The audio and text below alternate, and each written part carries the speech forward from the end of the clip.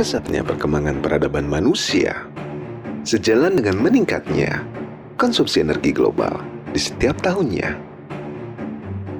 Semakin maju negara tersebut, semakin besar pula konsumsi energi yang dibutuhkan. Namun, 75% konsumsi energi global ini masih sangat tergantung pada pasokan energi dari fosil. Dengan limbah yang mencemari lingkungan hidup, serta emisi gas karbon yang memperparah terjadinya perubahan iklim global di seluruh dunia.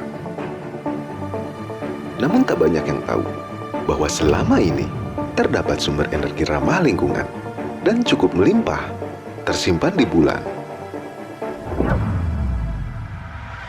Dan kini, hampir seluruh negara maju berlomba untuk mengirimkan misi eksplorasinya ke bulan dengan mengirimkan satelit dan robotik penjelajahnya. Beberapa negara seperti Israel, Jepang, India, Rusia, Uni Eropa, serta Tiongkok telah menganggarkan dana yang cukup besar. Dan misi eksplorasi ini bukan sekedar untuk menunjukkan kemajuan teknologi ataupun sebatas pada kebanggaan belaka, namun menjadi sebuah langkah besar negara tersebut dalam pemenuhan kebutuhan konsumsi energinya di masa depan. Selain itu, menjadi sebuah upaya dalam menyelamatkan planet bumi bagi generasi selanjutnya. Dan tentu saja, Amerika Serikat telah memimpin misi eksplorasi bulan sejak keberhasilan misi Apollo-nya pada abad ke-20. Dari peluncuran 9 misi Apollo-nya, 6 diantaranya berhasil mendaratkan manusia di permukaan bulan. Dan di abad ke-21 ini, NASA bersiap meluncurkan misi Artemis dengan membangun outpost yang dinamakan Gateway. Outpost yang mengorbit di bulan ini dilengkapi dengan laboratorium serta lander yang dapat mendaratkan astronotnya kapanpun di seluruh permukaan bulan. Karena sangat efektif dan efisien, beberapa negara telah berkolaborasi untuk mensukseskan misi ini. Lalu, bagaimana dengan Indonesia? Kemudian, sumber energi apa sih yang tersimpan di bulan? Terus, emang bisa Indonesia menambang di bulan? Tenang, simpan dulu rasa penasaran Anda. Dan jangan pernah meremehkan potensi besar bangsa ini. Mari sebelum dilanjutkan, dukung channel ini dengan mengklik subscribe serta nyalakan tombol lonceng. Semoga bermanfaat dan selamat menyaksikan.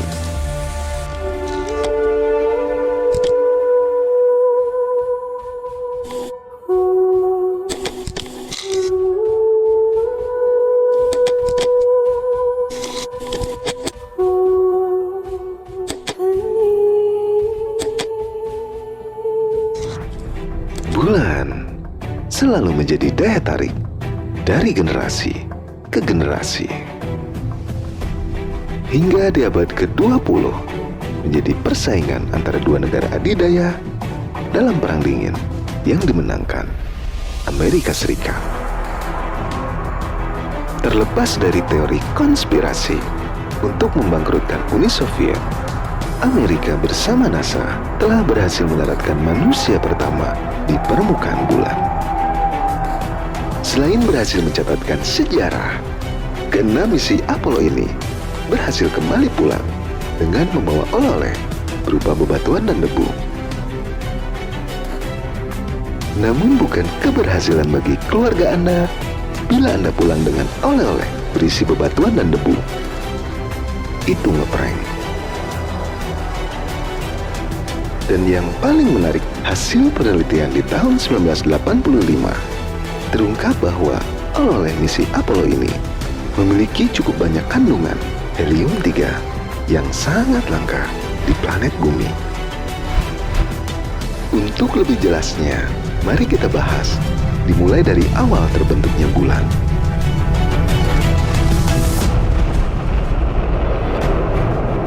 Bulan terbentuk pada 4,5 miliar tahun yang lalu yang merupakan akumulasi sisa dari proses pembentukan planet bumi. Perbedaan komposisi inilah yang membuat bulan tidak memiliki atmosfer, sehingga meteor dan asteroid dapat langsung jatuh dan menghantam permukaan. Dan berdasarkan hasil penemuan terbaru, terungkap bahwa beberapa meteor dan asteroid tersebut membawa cukup banyak material berupa molekul air yang terjebak di dalam permukaan bulan. Hasil penemuan ini telah memperbesar kemungkinan untuk menambang helium-3 di masa depan. Helium-3 merupakan isotop ringan yang menjadi salah satu unsur dalam paparan angin surya. Paparan radiasi yang telah berlangsung selama berjuta-juta tahun ini telah menjadi anugerah dari Sang Pencipta. Dan dengan perkiraan jumlah total yang tersimpan di bulan, terdapat 1 miliar ton helium-3 yang dapat diekstrak ke dalam bentuk gas dengan suhu 600 derajat Celcius yang selanjutnya dapat dikirimkan untuk diolah menjadi energi di planet bumi. Dengan melimpahnya helium-3 di permukaan bulan, berbanding terbalik dengan sangat langkanya helium-3 di planet bumi. Hal ini disebabkan perlindungan dari atmosfer. Ketika matahari memancarkan paparan angin suryanya, beberapa unsur dari radiasi tersebut terpantul secara langsung. Dan yang berhasil masuk akan tersaring oleh lapisan atmosfer dari planet bumi. Inilah yang membuat helium-3 di permukaan bulan menjadi sumber energi yang sangat berharga dan telah menjadi incaran negara-negara maju untuk pemenuhan konsumsi energinya di masa depan. Kemudian untuk pengolahan helium-3 menjadi energi, hingga kini para ilmuwan masih terus mengembangkan reaktor fusinya. Berbeda dengan pengolahan reaksi fisi uranium dan plutonium yang memiliki sisa radiasi dan sangat berbahaya, pengolahan reaksi fusi helium-3 tidak memiliki sisa radiasi serta dapat menghasilkan 3 hingga 4 kali lipat energi yang lebih besar. Dan dengan 1 miliar ton helium-3 yang tersimpan di bulan akan dapat memenuhi kebutuhan konsumsi energi global hingga 10.000 tahun. Lalu, bagaimana dengan Indonesia? Dan mungkinkah Indonesia dapat menambang di bulan? Salah satu kunci utama bangsa ini menuju Indonesia emas adalah sumber daya biji nikelnya. Dengan total cadangan biji nikel yang mencapai 4,4 miliar ton dan dengan kebijakan strategis pemerintah dalam akselerasi hilirisasi nikel akan membuat bangsa ini memiliki peranan yang sangat penting dalam era elektrifikasi global yang merupakan bagian dalam revolusi industri 4.0. Dengan melimpahnya sumber daya biji nikel ini, serta ambisi pemerintah menjadikan bangsa ini sebagai raja baterai dunia, telah memikat banyak perusahaan besar di seluruh dunia untuk berinvestasi di Indonesia. Dan yang paling menarik adalah Tesla. Perusahaan mobil listrik milik miliarder yang visioner ini menjadi angin segar bagi perekonomian bangsa ini dan meningkatkan optimisme pasca pandemi COVID-19. Dan investasi dari Elon Musk ini akan menjadi jembatan bagi Indonesia untuk bekerja sama dalam sektor yang lebih luas lagi. Karena sesungguhnya, nikel tidak hanya dapat diolah menjadi baterai listrik saja, namun dapat bernilai lebih tinggi bila diolah sebagai alloy elemen menjadi superalloy yang merupakan bahan utama dalam pembuatan roket luar angkasa. Dan disinilah SpaceX yang juga dimiliki oleh Elon Musk dapat bekerja sama dengan lembaga penerbangan dan antariksa nasional dalam pembangunan pabrik pembuatan roket luar angkasa di Indonesia. Karena kerjasama dengan SpaceX ini sebenarnya telah terjalin sejak peluncuran satelit Merah Putih dan satelit Nusantara 1,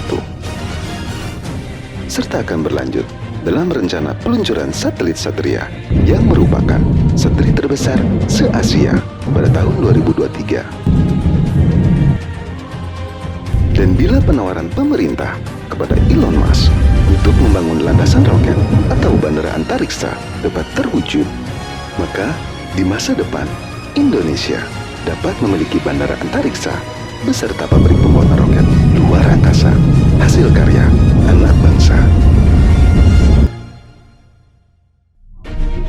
Dan dengan adanya bandara antariksa beserta pabrik pembuatan roket di Indonesia, mungkinkah Indonesia dapat menambang di bulan?